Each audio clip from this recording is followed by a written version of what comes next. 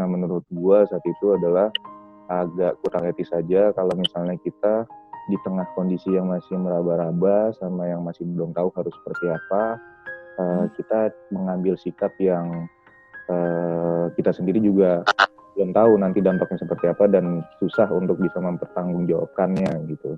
Akhirnya kayak gue disadarin ini bukan gagal, ini bukan gak jadi, tapi ditunda gitu kayak. Karena kan di asumsi gue tuh di pikiran gue tuh bahwa ini tuh pernikahan yang dibatalin gitu. Jadi kayak gue kayak akhirnya harus menyadarkan diri gitu kayak bukan ini bukan dibatalin tapi ini ditunda gitu-gitu. Jadi oh ya itu sih yang kayak menguatkan gue tuh. Halo pembaca Babe, apa kabar? Selamat datang di Babe One on One edisi di rumah aja. Ada banyak pihak yang terkena dampak pandemi COVID-19. Nah, salah satunya saya akan mengajak kali ini pasangan yang terpaksa harus menunda rencana pernikahan mereka. Rencana pernikahan mereka seharusnya dilaksanakan pada tanggal 18 April, namun pasangan ini ada Fazila Hairunisa dan juga Gian Sitorus yang akhirnya memutuskan untuk menunda pernikahan sampai dengan waktu yang tidak ditentukan setelah pandemi COVID-19. Tonton video ini sampai selesai, saya akan kontak Gian dan juga Fazilah karena cerita mereka seru. Halo guys, halo Zila, halo Gian, apa kabar? Baik. Oke. Nah, langsung aja nih, sewaktu COVID-19 mulai menyebar di Indonesia, persiapan kalian tuh untuk menuju pernikahan seperti apa? Karena mungkin sedikit info, awal rencana pernikahan itu tanggal 18 April kan ya? Ya. Nah, persiapan kalian tuh waktu itu udah sampai di tahap mana gitu? Udah berapa sekian persen? Ya. Jadi persiapan itu sebenarnya udah hampir 90% sih. Udah bahkan kita pelunasan gedung juga udah sampai pokoknya tinggal 10% lagi tuh kita lunas lah pembayaran tuh gitu. Jadi udah semuanya udah catering, terus dekor dan semuanya itu udah tinggal proses. Tiba-tiba ya udah hamin satu bulan kita pas tahu PSBB itu akhirnya kita putusin untuk mundur. Oke. Jadi waktu itu komunikasi sama dua keluarga juga gimana untuk lo berdua meyakinkan orang tua gitu kalau acara ini nggak bisa dilanjutin gitu, nggak bisa diadakan sesuai dengan agenda yang seharusnya udah dijadwalin? Awalnya ya semuanya pasti berat, waktu kita ngomong berdua juga mutusin nunda itu berat banget, terus ngomong sama keluarga juga berat banget, tapi alhamdulillahnya tuh nyokap Zila, nyokap gua ya namanya orang tua emang udah bijak kali ya, jadi selain mereka kasih opsi, selain mereka kasih pilihan, mereka juga kasih masukan.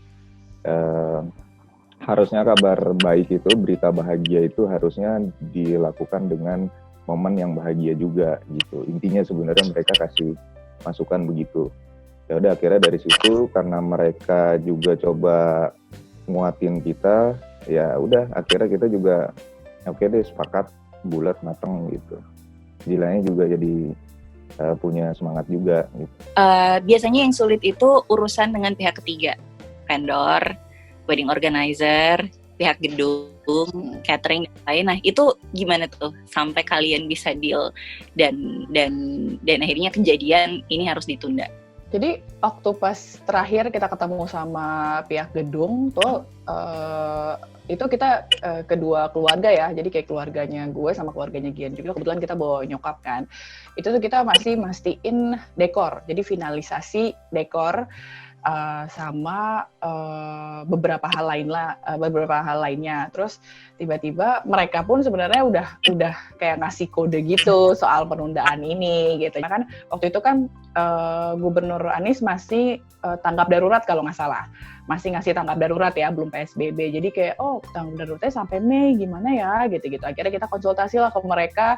Akhirnya senengnya alhamdulillahnya pihak gedung tuh welcome gitu, Jess. Jadi mereka itu kayak ngasih kesempatan ke kita untuk nunda. Jadi kita dikasih 1 kali penundaan. Jadi kita boleh menunda tapi cuma 1 kali gitu. Jadi kita boleh pilih tanggal yang masih available untuk di gedungnya gitu. Dan mereka pun ngasih beberapa opsi sih, apakah kita mau ngadain mau ngadain akad nikah dulu gitu-gitu, tapi tentunya ya dengan aturan atau dari si gedungnya, kayak akan biaya dan segala macam lagi yang di luar kita udah keluarin itu. Kalau banyak pasangan lain yang kita lihat, misalnya ada opsi-opsi yang dipilih, seperti yang tadi kita sudah diskusi di awal, misalnya resepsinya yang ditunda, tapi akad atau pemberkatannya dilangsungkan gitu, tetap di hari sesuai dengan jadwal, dengan konsekuensi, misalnya yang hadir hanya keluarga inti aja dan calon mempelai pengantin pria dan wanita gitu, calon pengantin lah. Nah, lo berdua sempat kepikiran gak sih untuk mengambil opsi itu? Awalnya tuh kita sebenarnya, jujur gue pribadi memilih untuk opsi itu gitu, memilih untuk udahlah kita akad dulu aja gitu. Pada saat kita Yong ya, pas kita dari gedung ya, akhirnya kita diskusi berdua, ya udah coba kalau misalnya kita ngomong gimana kalau akad dulu gitu. Pas kita sampein ke orang tua, ternyata orang tua nggak setuju, karena orang tua itu berpikir bahwa itu tadi, pernikahan ini adalah pernikahan yang sakral, dan akadnya sendiri itu kalau buat kita, akad itu justru yang harusnya bukan dirayain ya, benar-benar iya gitu. Jadi gitu, maksudnya mau disegerakan, tapi ternyata orang tua berpikirnya hal yang berbeda. Oh ya udah deh, kita nurut gitu, dan kita juga nggak mau egois. Kayak misalnya awal-awal itu sempat kita mau paksain ya Yong ya, kalau misalnya udah deh kita mau nikah aja gitu, tapi kita ngelihat orang-orang yang datang, kayak misalnya kasus-kasus di awal PSBB, banyak banget orang-orang yang nikah. Kalau gue pribadi bareng sama Zila juga, kita nggak menjudge atau mengkotak-kotakan pandangan seperti apa, bebas gitu, karena ada yang memang tetap melaksanakan pernikahan dengan konsep yang mereka masing-masing gitu, ada juga yang menunda. Tapi kita pribadi berpikir bahwa gue pribadi berpikir hal yang baik kalau dilakukan dengan cara dan situasi yang terkesan dipaksakan gitu, hasilnya juga nggak akan bisa kita nikmati dengan nikmat gitu. Nah, cuman juga dan buah dari sabar itu pasti manis gitu kan. Ya udah, jadi balik dari itu, berkaca dari situ, ya udah kita coba mempertimbangkan semua aspeknya, mulai dari hal dampak yang terbesar sampai yang paling kecil. Terus juga kondisi dan situasi saat itu, yang dari yang paling besar sama yang paling kecil. Nah, menurut gua saat itu adalah agak kurang etis saja kalau misalnya kita di tengah kondisi yang masih meraba-raba sama yang masih belum tahu harus seperti apa, kita mengambil sikap yang kita sendiri juga belum tahu nanti dampaknya seperti apa, dan susah untuk bisa mempertanggungjawabkannya gitu. Meskipun ini yang memang kita idam-idamkan dari dulu, dari lama gitu kan, dari pertama kali gitu. Jadi ya udah, akhirnya mantap putusin, dan beberapa pertimbangan teknis sih, terutama juga dari pihak ketiga itu juga sempet sampai mikirin juga opsinya untuk tarik uang dan melakukan pernikahan akad aja gitu, uangnya kita tarik dari vendor gitu. Cuman kita juga berpikir bahwa ketika saat itu kita menarik uang juga, kita juga justru malah menambah beban dan mempersulit juga di pihak ketiga, karena mereka pun juga pasti terdampak dari dampak ekonominya gitu kan. Mengembalikan dengan perputaran uang yang ada pun nggak akan semudah itu. Ya udah, akhirnya kita coba berpikir, ya udah deh, paling bijak dan paling oke, mantep, kita tunda, kita undur. Siapa tahu begitu hari H nanti setelah diundur dan ditunda, jauh lebih oke, jauh lebih mantap, dan jauh lebih berkah. Gitu. Ini tanggal 18 April kan sudah lewat. Gimana perasaan kalian waktu ngelewatin tanggal 18 April yang seharusnya menjadi hari bahagia, hari lo berdua menikah gitu?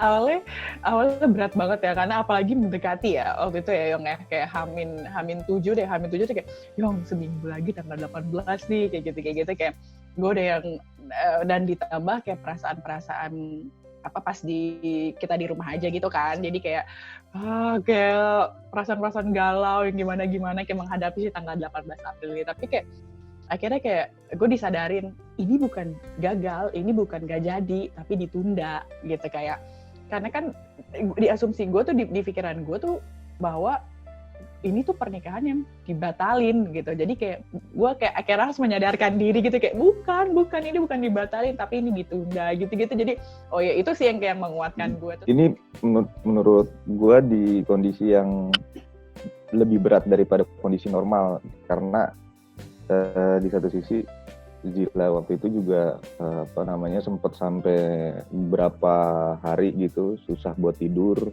mungkin kepikirannya gitu kan. Terus biasanya kalau misalnya ada yang momen-momen kayak gini tuh pasti kan yang namanya pasangan pasti saling nguatin gitu kan, ketemu saling support, saling nguatin. Nah ini dengan kondisi yang kayak gini, meskipun kantor kita belakang-belakangan, tapi tetap aja nggak bisa ketemu untuk mensupport karena menjalankan PSBB dan lain segala macamnya kan. Itu yang bikin berat, jadi nggak bisa ketemu langsung untuk kasih support dia gitu, untuk nguatin. Cuma bisanya lewat telepon atau lewat video call, hal-hal yang kayak gitu. Cuman ya dibilang berat nggak berat, selain dari internal ya, dari eksternalnya pertanyaan-pertanyaan dari orang-orang sekitar, dari teman-teman, terus kayak gitu teman kantor gitu kan, banyak yang nanya begitu. Akhirnya ke distract juga. Di samping itu juga ada tetap harus ngejalanin tugas kita berdua di tugas masing-masing gitu kan, tetap harus fokus di situ juga. Nah itu yang sebenarnya tekanan yang lumayan berat gitu. Di satu sisi juga gue harus nguatin diri gue juga, karena ketika gue terlihat lemah atau terlihat benar-benar terpengaruh karena kondisi itu, akan sulit juga buat nguatin Zilanya gitu kan. Sempat jadi momok yang menakutkan angka 18 itu. Tapi udah mati ya bareng-bareng. Alhamdulillah udah. Iya, alhamdulillah aja Ya, udah.